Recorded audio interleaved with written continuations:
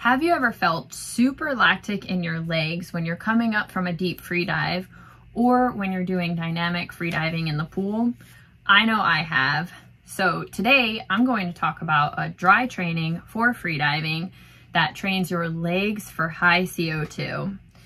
This is called the Apnea Squats Challenge, and it's aimed to prepare your legs for constant weight freediving and for dynamic apnea, as well as prepare you mentally for your dives. But first, the intro. So the big question is this: how are freedivers like us, who don't have a natural talent for freediving, who work full-time jobs and are spending money from our own pockets to freedive, how do we train for freediving in a way that allows us to continuously improve and get new PBs without overtraining or getting too stressed or overwhelmed? Well, that is the question, and this podcast will give you the answers. My name is Renee Blunden, and welcome to the Freediving Podcast. So today I'm in North Monmouth, Maine at my sister's house. I'm in my little brother's room, hence the teenager decor. And since I've been in the US, I've been doing a lot of dry training, gym sessions, pool sessions, and lots of other things. So one of those trainings that I've been doing is the Apnea Squats Challenge.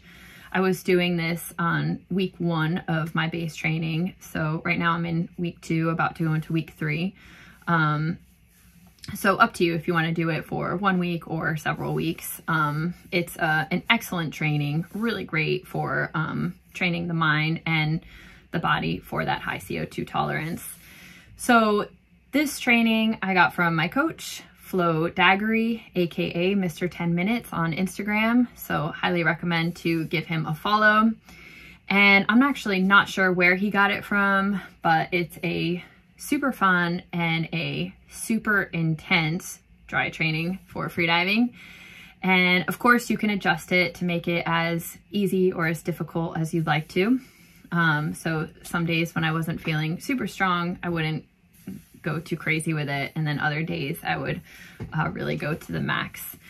What's great about it is it's an extremely effective dry training for freediving, and you can do it at home. You don't need a buddy, and it doesn't take more than 15 or 20 minutes. So I would just do it first thing in the morning. I tried doing it later in the day. That wasn't so great, but anyway, just do the best you can, what fits your schedule. So let's get right to it. The Apnea Squats Challenge. What is it? Well, you start by holding the breath, sitting in a chair for a minimum of 60 seconds. And then, while still holding the breath, you stand up and do squats, as many squats as you can. The squat should be at least 90 degrees, and that's it. So you want to keep track of the total time, including the 60-second static time, and the number of squats. And I'll explain why in just a minute. But first, I'll do a little quick demo just to fill in some of the blanks. So let's just say I wake up in the morning and get my nose clip, which I usually have right next to the bed. And then I sit in the chair. I set the clock for about 2-minute countdown, just so I'm not like procrastinating. So I set the clock 2 minutes, and then I do just tidal breathing. Tidal breathing. I eventually put on the nose clip. Tidal breathing. And then when I'm ready, I have the clock, or let me use this clock, it's easier. So I have the timer. And then when I'm ready, I do 2 purge breaths.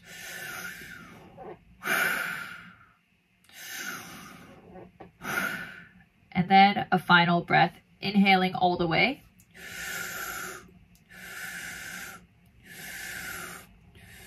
And I hold and I start the clock.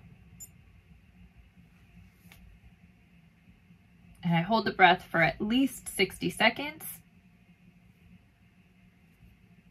Then once it reaches 60 seconds, so I'm checking the clock here, I stand up and I do squats, as many as I can.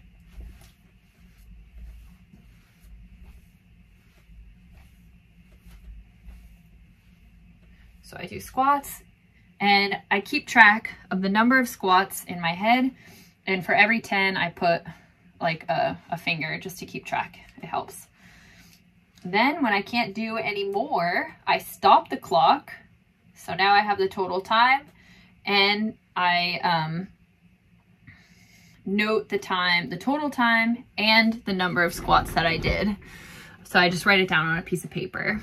So maybe the total time will be 2 minutes, and the number of squats will be 40. Obviously it depends. So you definitely want to write down both of those numbers, because this training is a point system.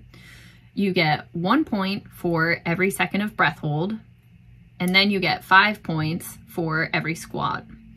And you total them up and you get your total points. So let's just say your total time was 2 minutes and you did 40 squats.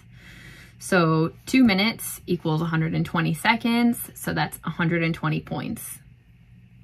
Then 40 squats, 40 times 5 is 200. So if you take 120, add 200, your total points is 320. So that would be your score.